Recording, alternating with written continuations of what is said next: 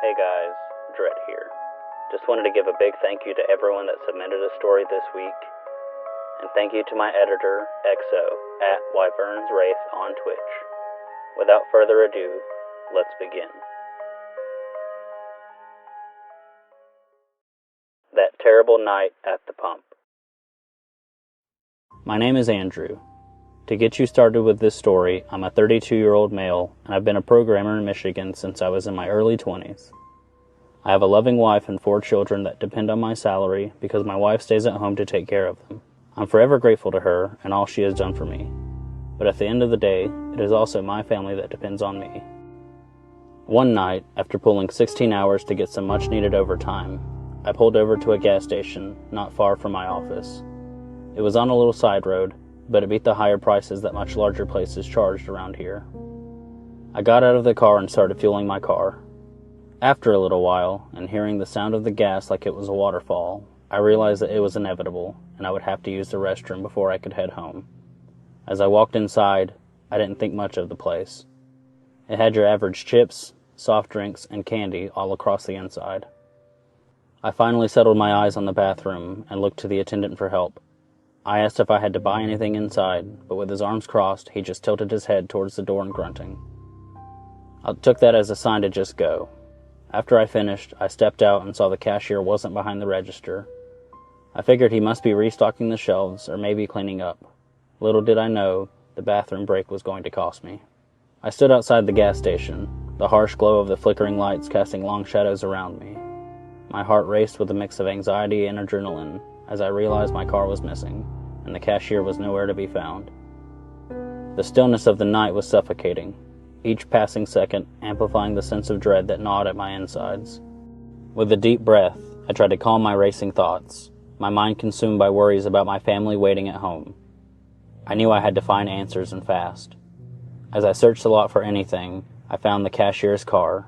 The silence of the deserted station only added to the weight of uncertainty that pressed down on me.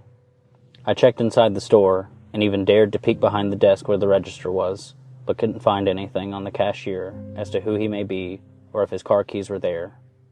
I'm ashamed to say I didn't even read his name tag when I had initially stepped inside to ask for the restroom. I called 911 and waited while pacing outside in hopes that the man would return for any reason. It was all up to the police now, as I saw the lights in the distance and that sound of sirens echoing in my head. After the police arrived and took me home, I found myself restless and consumed by my need for answers. The officers assured me they would pursue the cashier and recover my stolen car, but the waiting felt like an eternity.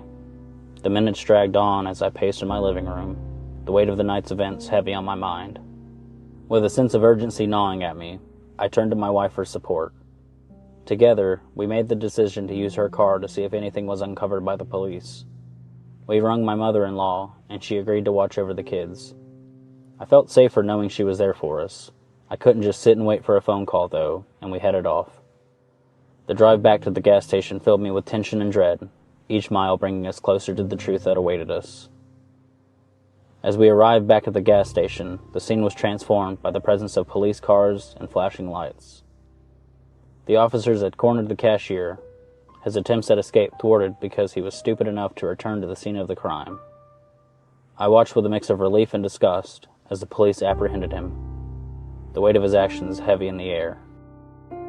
With the cashier in custody, I found myself waiting for answers, the silence of the gas station echoing with the weight of the night's events. The police conducted a thorough investigation, unraveling everything. They said his name was John.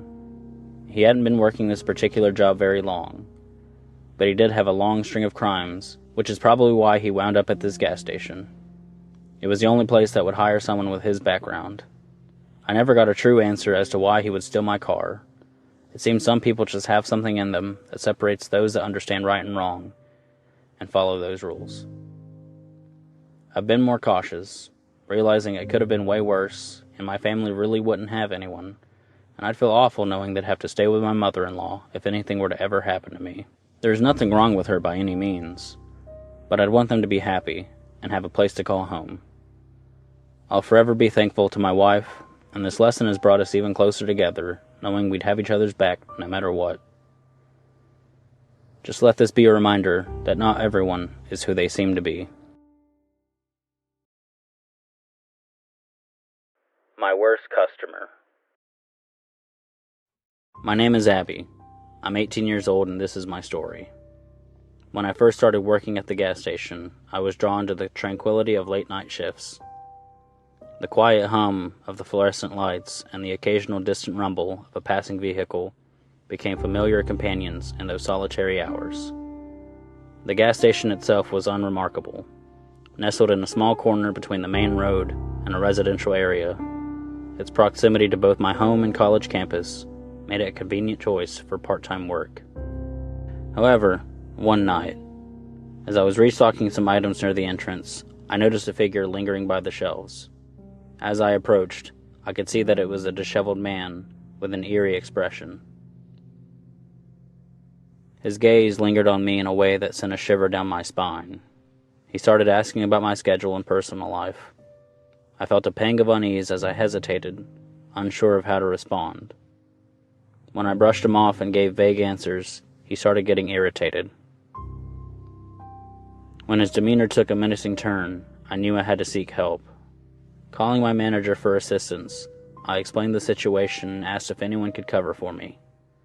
I hated calling so late, especially knowing he was asleep, but I no longer felt safe. My coworker shortly arrived and relieved me of my duty. Exiting the gas station that night, the darkness felt suffocating, the streetlights casting dim shadows. Despite taking alternate routes, I couldn't shake the feeling of being pursued. Panic gripped me as I realized the man was following me in his truck.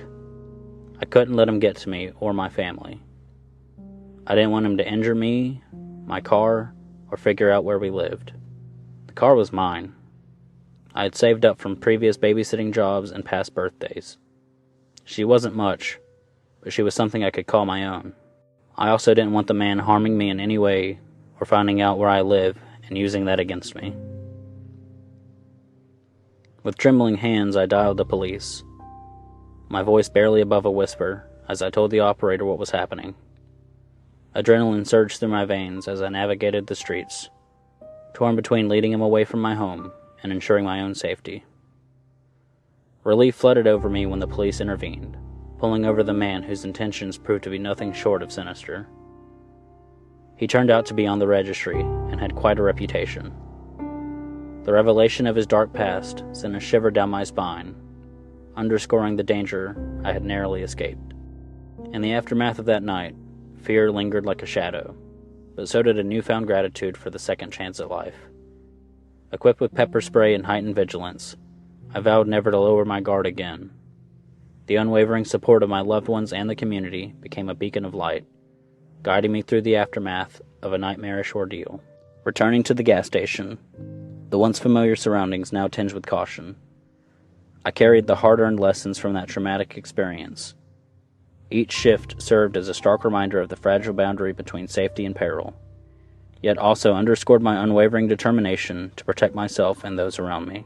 That seemingly ordinary night had become a pivotal juncture in my life, shaping me into a woman refusing to succumb to fear. Despite the demons I faced because of that fateful encounter, I pressed forward with newfound strength, prepared to confront whatever challenges loomed ahead. As time passed, the wounds of that night began to heal, leaving behind scars that served as a testament to my resilience and patience. In the quiet moments between customers and transactions, I reflected on the journey that led me to this point. As I gazed out into the darkness that enveloped the gas station, I felt a sense of peace wash over me. I haven't given up my bright outlook on life, and I still give everyone the benefit of the doubt. Not everything in this world is bad, but there are those that only have themselves in mind and don't care who they have to hurt to get what they want. Staying in a cabin isn't as bad as the trip there. I was headed up to my father's cabin deep in the Colorado mountains. He had fallen ill, and I wanted to be there for him if anything were to happen. My name is Noah, and I'm 21 years old at the time of this story. I've had a dead-end job for a while, so having to leave everything wasn't so bad. I felt bad for putting that burden on my father, but he is the one that called me, and in the end, I was helping him out, and in return, I got a better place to sleep and free food. What else does a guy really need? After all, it will be nice to catch up with him for the years we lost. After Mom passed, things haven't been the same between us, and I wanted to make amends. If he were to pass, I wouldn't want to regret anything. Anyway, on the drive up, I had to pull over and fill up before arriving at the cabin. When I pulled in, I immediately had an eerie feeling fall over me, but I thought that maybe the chill of the air and fatigue were getting to me. It was snowing pretty hard, so when I pulled in, I was a little grateful that this station still offered to pump your gas for you. As the attendant left his building, I immediately was on high alert, but I gave him the benefit of the doubt. I wish I hadn't. I almost stepped out to offer to pump my own, but when he saw me go to unbuckle, he tapped the hood and gave me a thumbs up, indicating that he had things covered. It didn't take long, and I was on my way. I felt a pang of guilt for writing someone off that was so helpful, but that didn't last long. I soon saw the gas light go off, and realizing there wouldn't be another station for miles, I went to head back, but lost all control of my car. My car started sliding to the right, and I hit a ditch, which left my car on its side. I don't know how long I was out, but when I awoke, there was a solid layer of ice surrounding my car, and my entire body was numb. I felt prickly all over, and felt like this was the end. I didn't have a cell phone at the time, and my hands were doing nothing to break the glass. As I searched the car, I started getting a warm feeling all over, and knew that I was succumbing to hypothermia. The adrenaline was wearing off from my initial wake-up, and I would be running out of air soon. The tears started flowing as I realized that in my efforts to help my dad, I ended up putting my own life at risk. Suddenly, without warning, there was a bright flash of light and yelling, "Hey! Hey! I found him!" Emergency services had arrived and saved my life. I couldn't believe it, and soon I was being taken away to be checked over. After the dust had settled, I was told how I was found, and that despite everything, I was lucky. The attendant that helped fuel my car had also sabotaged the tank by cutting into it before I went on my way. He had followed me in hopes of something even more sinister than just me being stranded, but the road was so bad off that he was stuck and had to call for help. After they had arrived at his vehicle, they asked him what he was doing out this road, knowing that it didn't really go anywhere, and you'd need a good reason to go down it. In the end, he confessed, and rescuers were able to find my car in time. I had some frostbite and a broken arm, but that hasn't stopped me from reconnecting with my dad. Although I still wake up at night, having nightmares about that man and the night in question, not everyone is bad, but there are those that have more to them than what they let on. Let this be a warning to you all to watch your surroundings if you're in the Colorado mountains.